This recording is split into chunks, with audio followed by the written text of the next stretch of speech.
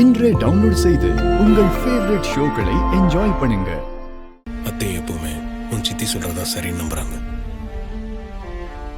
அது தப்பு நான் உங்களுக்கு ஒரு நாள் புரிய வரும். எனக்கு எல்லாரோட சந்தோஷமும் முக்கியம் ரேவதி. மனுஷங்க நான் தப்பு செய்யத்தான் செய்வாங்க. அதுக்காக அவங்களை அப்படியே விட்டு போயிட முடியுமா? கோவப்பட்ட இதையும் சாதிக்க முடியாது. நம்ம ரெண்டு குடும்பமும் ஒன்று சேரும்.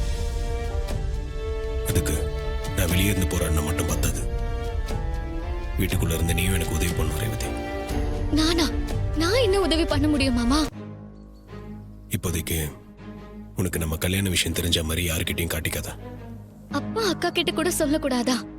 இல்ல, யாருக்கிட்டையும் சொல்லாத.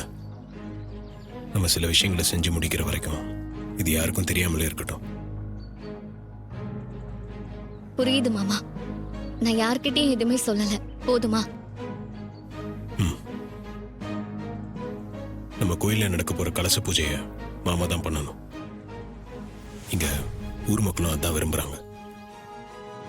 ஆனா மாமா இப்ப இருக்கிற நிலைமைக்கு அத்தை கண்டிப்பா மாமாவை கோயிலுக்கு வரவிட மாட்டாங்க. நான் வேணா அம்மா கிட்ட ஏதாவது சொல்லி அப்பாவை கூட்டிட்டு வருவா மாமா. இல்ல ரேவதி, இந்த மாதிரி பண்ணா உன் சித்தி ஈஸியா அத்தை மனசை மாத்திடுவாங்க. அப்புறம் அதை வச்சு ஒரு பிரச்சனையை கிரியேட் பண்ணிடுவாங்க. அது சரியா வராது. அப்போ கோயில் பூஜைக்கு எப்படி அப்பா வர வைக்கிறது? நான் சொல்றேன், நீ அதை மட்டும் பண்ணு.